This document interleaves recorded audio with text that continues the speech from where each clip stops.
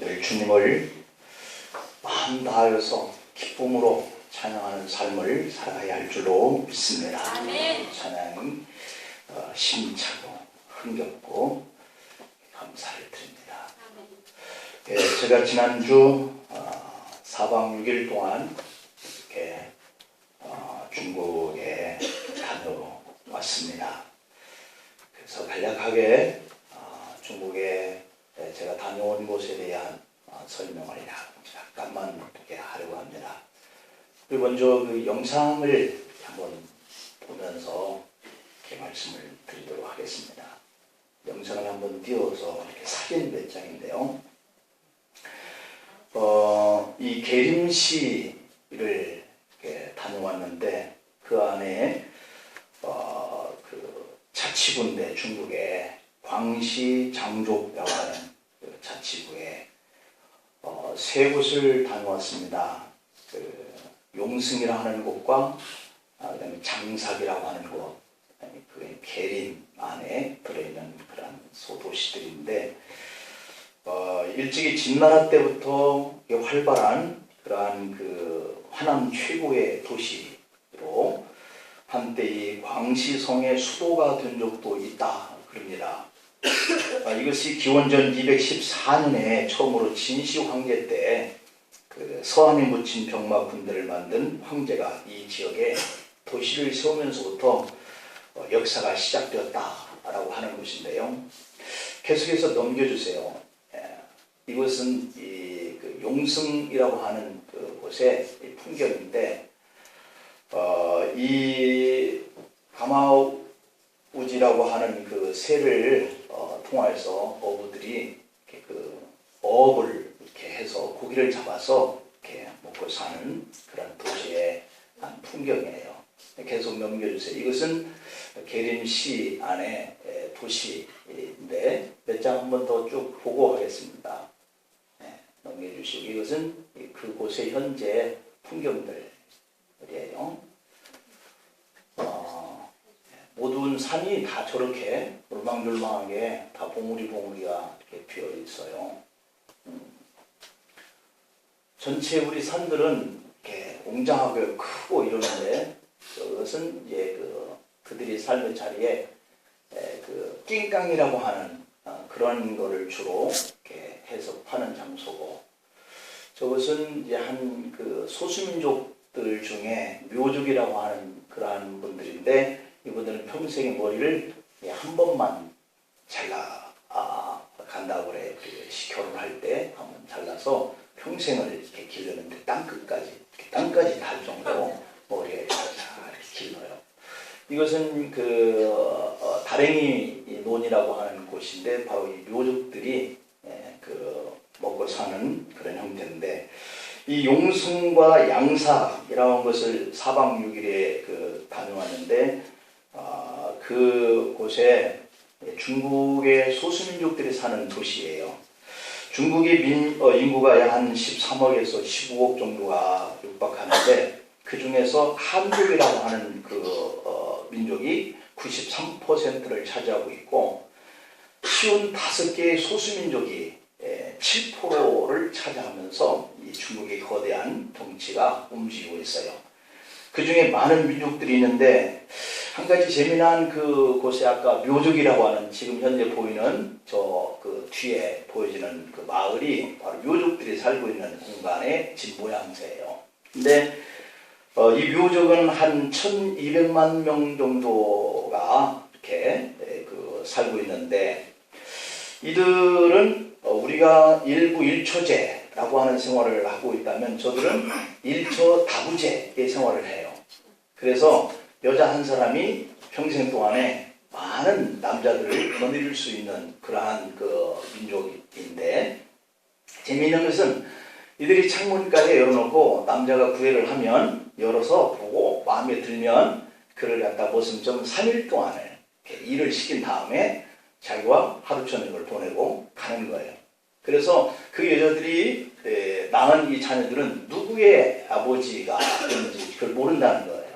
그래서 그렇게 종교를 퍼뜨리면서 사는 그런 민족인데 그들 앞에 가서 그 그들의 머리 이렇게 묶어서 이렇게 묶는 이런 장면들과 차도 이렇게 마시고 그러고 왔는데, 우리가 처음에 도착한 곳은 이 중국의 계림시 안에 있는 구일인이라고 하는 공항에 도착을 했는데, 그곳의 날씨의 특색은 보통 한 15도에서 29도 사이 오르내리고 보통 이 습한 날씨예요. 그래서 어제 토요일날 우리가 와서 보니까 굉장히 흐리고 그러는데 꼭 그 날씨가 365일을 계속 비워지는 거예요.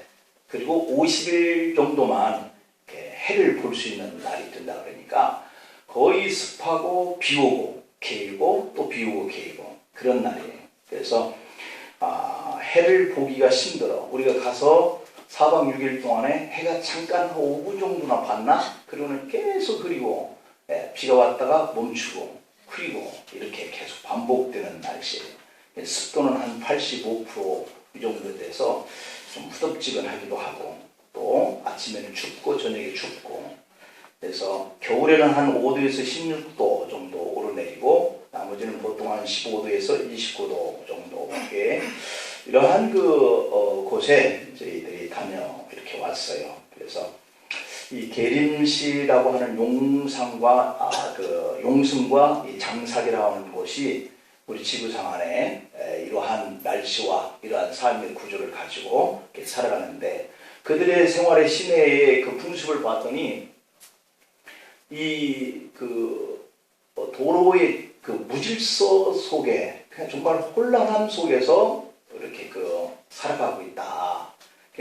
자전거하고 이 오토바이 이를 가지고 그들의 삶의 그 형태를 누리고 있어요. 그래서 차가 다니는데 오토바이하고 자전거가 온 사거리 안에 다 저런 식으로 저렇게 너무 복잡하고 그런 가운데도 사람들이 이렇게 서로 다투지도 않고 그렇게 흘러가면서 살아요. 그러니 이렇게 질서가 잡혀져 있는 우리 그 도시의 생활을 하다가 거기 가서 그를 보니까 정신이 하나도 없어요. 그런데도 그 사람들은 그게 하나에 젖어서 이렇게 살아가고 있는 것을 보니까 참 대단하다. 그래서 또 한 번 우리의 그 발전된 한국의 문화에 감사를 하고 이렇게 돌아왔습니다. 여러분들이 기도해 주셔서 무사하게 잘 도착을 했습니다. 한번 기회가 되면 여러분들도 또 이렇게 한번 가서 저런 산야, 이 풍경 이런 것들이 우리가 근처에서 볼 수 없는 그런 풍경들로 꾸며져 있어서 세계 많은 관광객들이 이곳을 방문을 하고 있는 것을 볼 수 있었습니다. 자, 이제 오늘 본문 속에서 주어지는 치유, 첫걸음은 오늘 이 현실을 인정하는 데 있다 하는 말씀을 같이 성공하겠습니다. 영국의 이혼 전문 온라인 법률 회사 디보스라고 하는 그 회사에서 연구한 결과에 따르면 남편의 불합리한 그런 행동을 통해서 이혼한 여성 가운데 15%가 게임 중독을 이혼 사유로 꼽았다라고 하는 결과를 발표를 해놓고 있어요. 우리 중에도 혹시 내 성격이나 내 가정과 어떤 사업이나 건강 문제 그리고 내 인생과 또 내가 다니는 교회와 내가 살고 있는 이 나라 우리가 생각할 때 도저히 회복불능이다 라고 생각하고 살아가는 분이 혹 있나 하는 이런 의미들을 우리가 도전을 받을 수 있겠습니다. 회복불능하다 라고 생각하는 것들 속에 각종 질병을 가져오는 이러한 일들이 담배에 젖어서 사는 모습일 수도 있고 또 정상적인 삶을 살지 못하게 하는 그 일이 어떤 알코올 중독일 수도 있고 도박 중독일 수도 있다. 그런 것들이 우리의 육체의 삶 속에 정상적인 생활을 할 수 없도록 건강이 해쳐지고 정신이 이렇게 해쳐지는 이러한 생활을 우리가 하고 있습니다. 또 그것이 경제적인 문제일 수도 있고 또 그것이 남들이 싫어하는 성격 탓일 수도 있다라고 하는 것.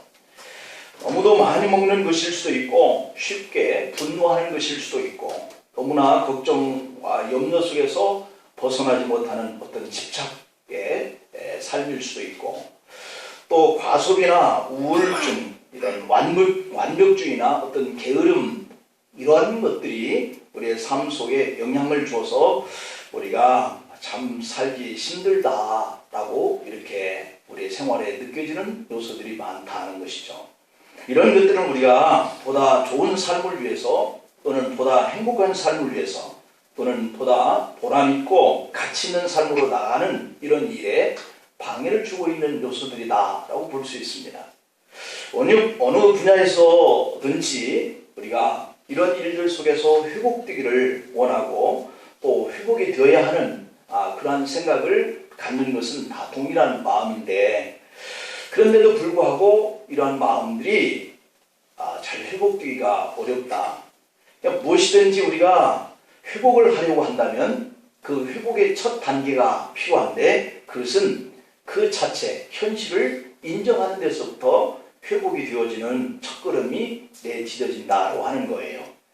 우리가 사실 나의 마음을 괴롭히고 내가 행복하지 못하다, 보람되지 못하다, 또는 내 삶이 이렇게 원활하지 못하다라고 하는 것들에 대한 방해 요소가 되어지는 그 문제, 이것은 내가 그 현실을 인정하기가 싫다, 내가 인정하기 어렵다라고 하는 데서부터 발생한다는 것이에요. 그렇기 때문에 그것을 인정을 하는 것, 이 자체가 그 문제를 해결하는 첫 번째 단계인데, 사실 병이 걸린 사람들은 내가 왜 이런 병에 걸렸나, 왜 하필 나에게 이런 일이 일어나나, 이런 것들을 인정해야만 그때부터 치료받는 길을 우리가 생각하게 된다라고 하는 거예요. 자신은 병에 걸리지 않았다라고 우기면 그 사람은 병원에 가지도 않고 병을 치료받을 수도 있는 그 기회를 놓치게 된다라고 하는 것이죠. 그래서 사람들은 흔히 회복되지 못하는 상황을 만나면 세 가지 반응이 나타난다 그래요. 첫째 반응은 자신은 쓸모없는 인간이다 라고 체념을 하거나 포기하면서 자포자기를 하게 된다는 거예요. 그래서 그 사람은 더 이상 회복되지 못한다. 두 번째, 회복되지 못하는 상황은 책임을 모두 남에게 전가시키는 책임 전가형의 삶을 살기 때문이다 라고 하는 것이죠. 내가 이렇게 마음에 아픔을 가지고 상처를 받게 되는 요인은 나에서부터 생각하는 것이 아니라 다 남에게서부터, 어떤 그런 환경에서부터 그것을 전가하려고 하는 이런 데서부터 그 마음은 결코 회복되지 못한다. 세 번째는 아픔을 하나님께 가지고 나와서 은혜로 치료하고 시련을 믿음으로 이겨내어서 상처를 자기 발전의 기회로 삼는 전화위복의 형태가 있다라고 하는 거예요. 오늘 우리는 이와 같이 세 번째의 그러한 형을 우리가 유지하는 데에 노력을 할 필요가 있겠다. 우리는 어떤 사람이 되어야 하겠는가? 세상에 사는 모든 사람들에게는 다 아픔과 상처가 있더라고요. 상처 없는 사람이 없고 문제 없는 사람이 없고 실수와 실패가 없는 사람이 없어요. 어릴 때 내 인생이다 라고 내가 살려고 하지 말고 하나님의 인도에 맡겨서 우리가 회복 불능에 있는 이러한 삶 속에서 일어날 수 있는 이런 기회를 우리가 만들어가야 할 줄로 믿습니다. 모든 것을 다 잃어버리고 그 잃어버린 것 속에 포로가 되어서 회복 불능 상태에 빠져버린 이 유다 백성들에게 오늘 하나님이 본문 19절에서 위로와 평강의 길이 하나님께 있다 이렇게 선포하고 있는 거예요. 여러분, 게임 중독자가 자신은 절대 게임 중독자가 아니다 이렇게 우기면 그는 그 게임 중독에서 회복되기가 힘들다고 그래요.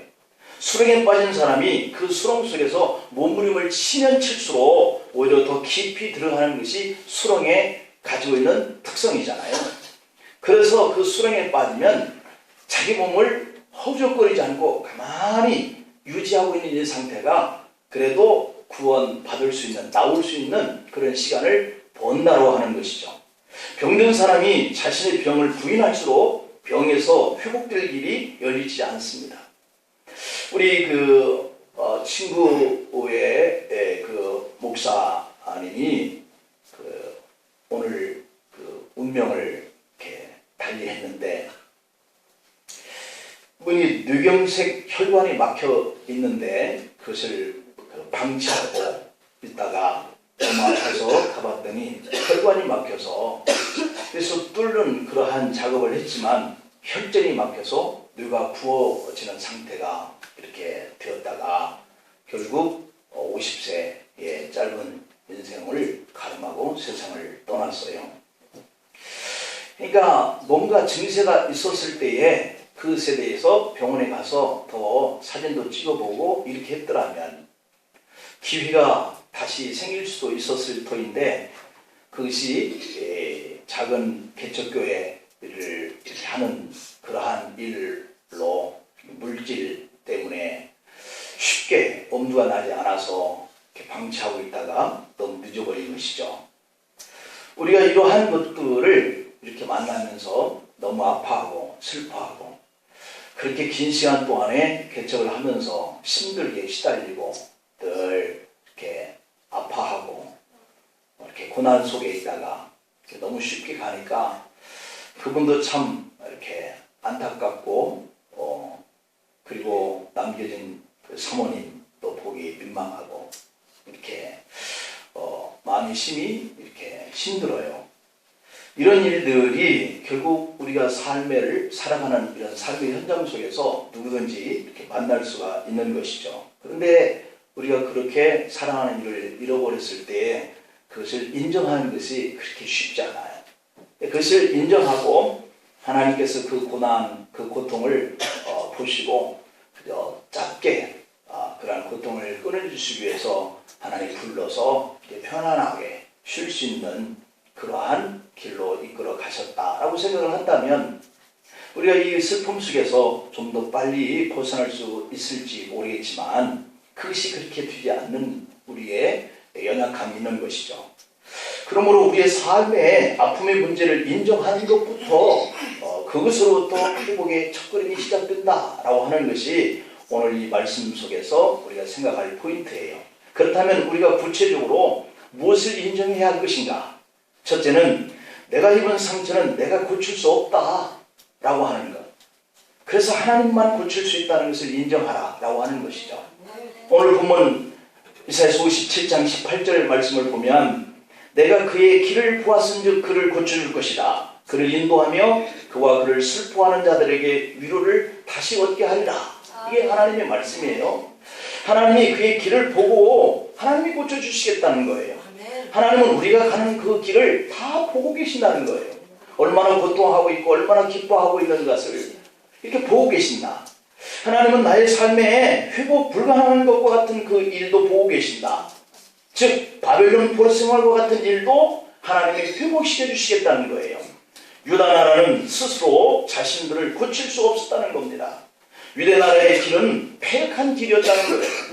오늘 본문 이사야 57장 17절 말씀을 보면 그의 탐심의 죄악으로 말미암아 내가 노하여 그를 쳤으며 하나님이 그를 칠 때 보니까 내 얼굴을 가리고 노하였다 이렇게 표현하고 있어요. 사랑하는 이를 치려고 그럴 때 하나님 그 얼굴을 가리고 쳤다 이렇게 표현했어요. 그가 아직도 패역했다는 거예요. 자기 마음의 길로 걸어가도다 라고 이렇게 표현하고 있습니다. 우리가 자기의 마음의 길로 걸어가는 것 이것이 패역한 길인데도 가는 거예요. 근데 그것을 하나님이 보신다는 거죠. 보시고 있다가도 계속해서 그 길에서 돌아서지 못하면 하나님이 얼굴을 가리고 그를 치시겠다는 거예요. 그들의 탐심의 죄악으로 인해서 하나님의 징계를 당하여 바벨론 포로가 되어버린다는 겁니다. 하나님이 주신 축복의 땅을 빼앗기고 하나님이 주신 나라를 잃어버린 거예요. 바알과 아세라 신을 섬기면서 부자로 살 줄 알고 섬겼어요. 그들이 마음먹은 대로 부자가 된 것이 아니라 오히려 반대로 알거지가 되고 말았어요. 나라를 잃어버리고 땅을 빼앗겼으니까. 이렇게 하나님은 200년이 넘도록 그들을 향해서 경고하고 노하셨지만 지금 유다는 회복 불능 상태에 되어 있다는 겁니다. 그 이유는 그들 마음이 이끄는 대로 살다가 남유다 사회가 전체적으로 타락했다는 것이죠. 그 내용이 51장 11절부터 13절까지 나오는 내용들이거든요. 그 내용을 요약해보면 1절 2절을 보니까 도덕적 불감증이 걸렸다라고 하는 겁니다. 사회가 도덕적 감각이 없어졌다. 그들은 전혀 남을 생각하지 않게 된 삶을 살아버렸다라고 하는 겁니다. 그리고 3절부터 10절을 보면 각종 우상 숭배로 그들이 가증해졌다라고 하는 거예요.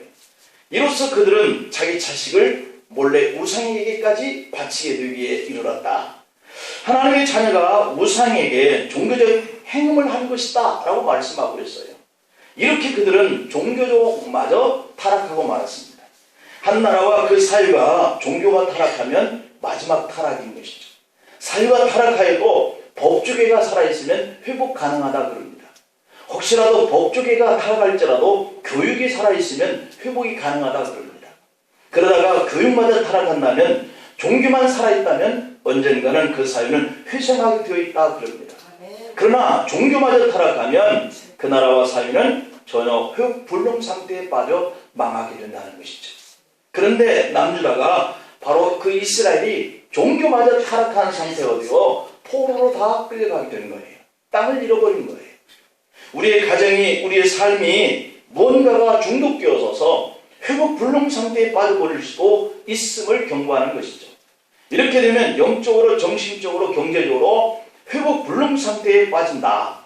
만약에 나의 삶과 나의 가정이 이대로 계속 되어지면 망한다 라고 하는 것이죠. 가정이 망하면 내 삶이 망하고 서로가 비참하게 되죠.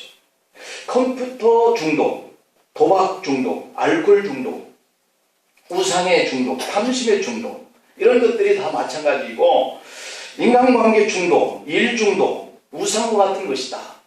모든 것이 다 중독되어지면 빠져나오기 힘든 그런 상태가 되는 거예요. 뉴스에 보면 충격적인 사건들이 참 많이 나옵니다.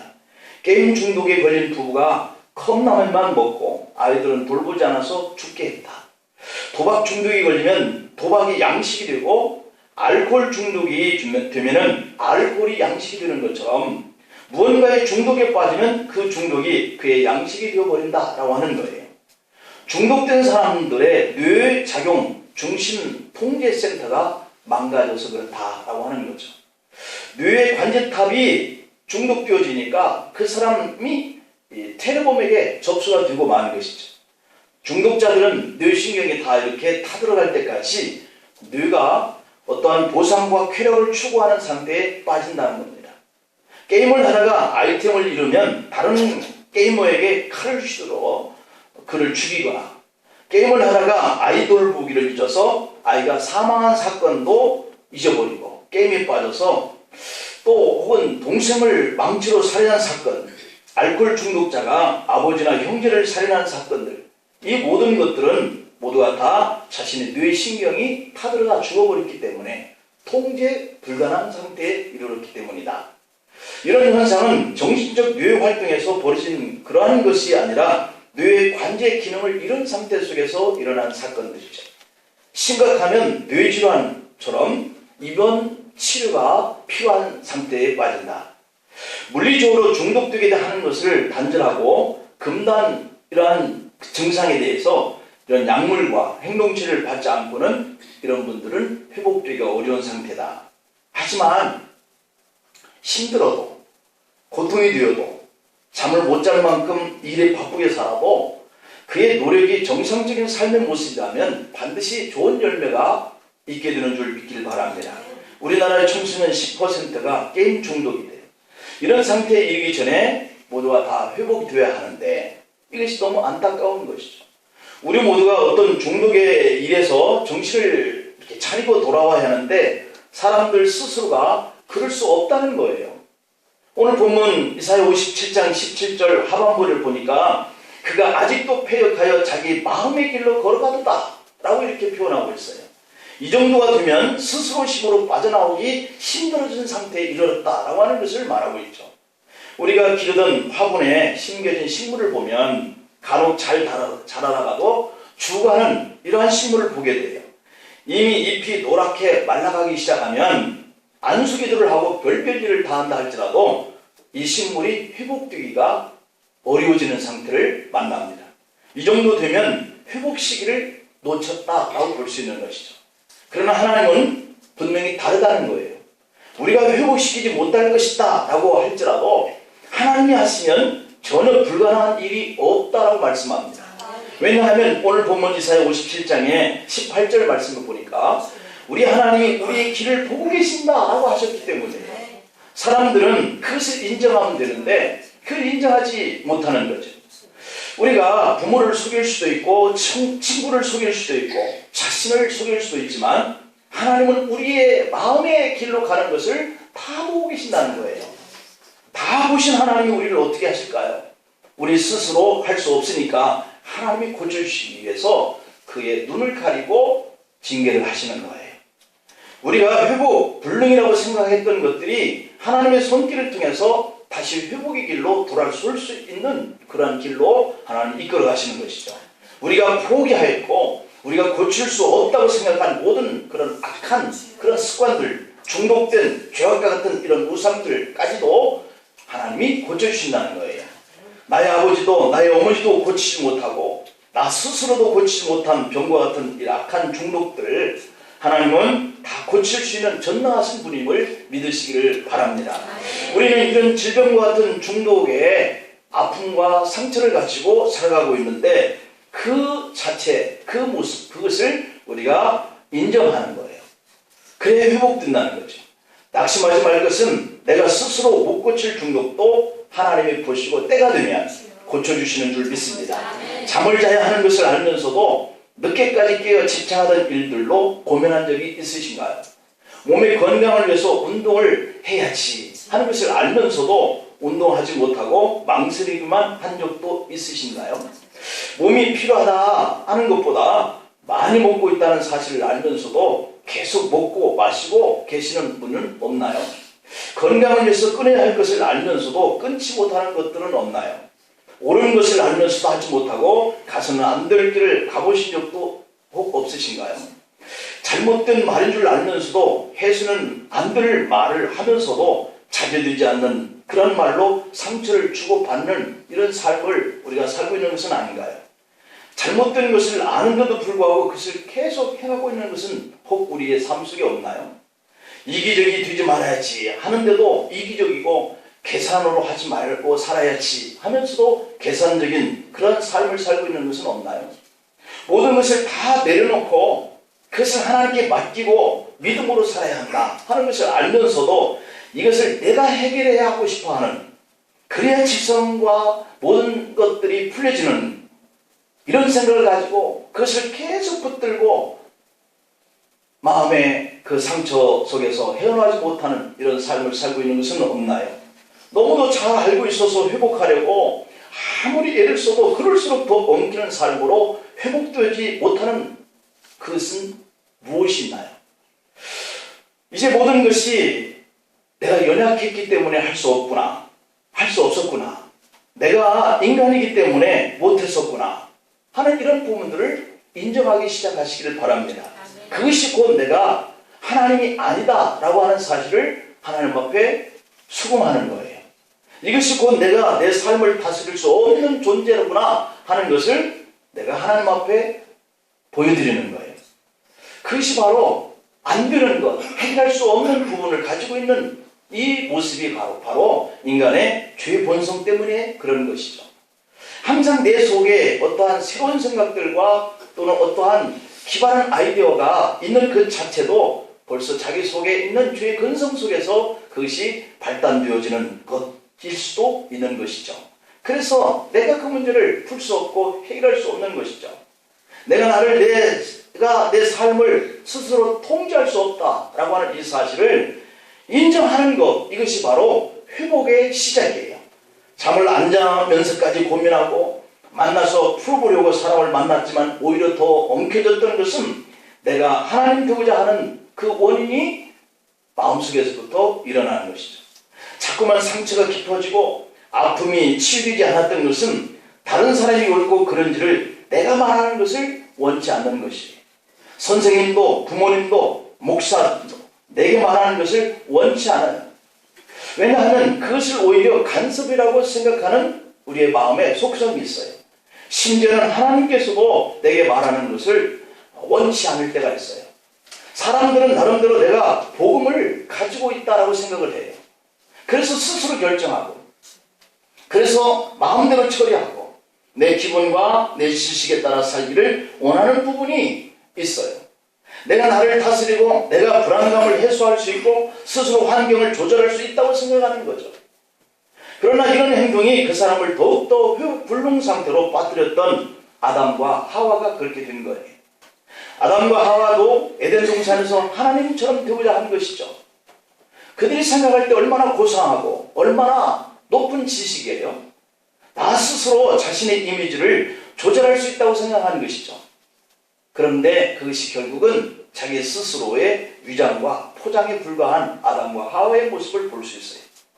그것으로 다른 사람을 지배하려고 하고 자기 자신 자기 문제를 다스리려고 합니다. 자신의 고통을 스스로 다스리려고 하죠. 하지만 그럴수록 아픔의 문제가 계속 발생하는 거예요. 그럴수록 아담과 하와는 창세기 3장 10절에 보니까 내가 동산에서 하나님의 소리를 듣고 내가 벗었으므로 두려워하나이다 라고 고백할 수밖에 없었어요. 두려워하는 거예요. 스스로의 해결이 그 상황을 결코 회복시키는 것이 아니라 두렵게 만드는 거예요. 오히려 두렵다고 고백하는 그 두려움이 아담과 하와에게 찾아온 것이죠. 하나님을 떠나 아담과 하와에게 다가온 그 두려움, 이것이 우리의 문제를 고상하게 해결해 보려고 생각하는 우리들의 마음속에 계속해서 더 찾아오는 것은 두려움이에요. 사도 바울도 로마서 7장 20절 21절에 보면 만일 내가 원하지 아니하는 그것을 하면 이를 행하는 자는 내가 아니오 내 속에 거하는 죄니라. 그러므로 내가 한 법을 깨달으노니 곧 선을 행하기 원하는 나에게 악이 함께 있는 것이로다 라고 고백해요. 이런 삶의 자리는 모두를 다 피곤하게 만듭니다. 우리가 진정으로 문제의 자리 중독으로부터 우리가 회복되려고 하면 자신만으로는 해결 능력이 없다는 것을 인정할 수 있기를 축복합니다. 과거를 바꿀 수 있는 능력이 우리 스스로에게는 없는 것을 인정해 나의 나쁜 습관과 나의 성격을 고칠 수 없다는 것도 인정해 무기력한 자신을 고칠 수 없다고 하는 것도 인정하세요. 이렇게 인정하고 고백하는 그 순간부터 오늘 본문 19절에 보니까 입술의 열매를 창조하는 자, 입술의 열매, 그것을 하나님이 창조한다는 거예요. 아이고 죽겠다, 아이고 못 살겠다, 아이고 다 끝장내자, 이런 것에 열매를 맺고 살고 싶어 하십니까? 아 감사하다, 아 기쁘다, 즐겁다, 잘 될 것이다, 이런 것들이 다 입술의 열매를 하나님이 창조한다. 그 여건과 환경을 고쳐주시는 분이 그러한 입술의 고백을 하게 하신다는 것이죠. 여호와가 말하노라 먼 데 있는 자에게든지 가까운 데 있는 자들에게든지 평강이 있을지어다. 내가 그를 고치리라. 하나님이 약속해 주신 것처럼 우리의 죄악의 길은, 우리의 허물의 길은, 우리의 중독의 길은 내가 고칠 수 있는 능력이 없어요. 하나님이 고쳐주실 줄 믿습니다. 우리 하나님은 유다뿐만 아니라 우리 모두를 이렇게 생각하고 계신다는 거죠. 오늘 본문 이사야서 57장 15절 16절에서 지극히 존귀하며 영원히 거하시며 거룩하다 이름하는 이가 이와 같이 말씀하시되 내가 높고 거룩한 곳에 있으며 또한 통회하고 마음이 겸손한 자와 함께 있나니 이는 겸손한 자의 영을 소생시키며 통회하는 자의 마음을 소생시키려 위에 계시고 거룩하게 계시고 그렇다는 거예요. 높은 데 계시고 내가 영원히 다투지 아니하며 내가 끊임없이 노하지 아니할 것은 내가 지은 그의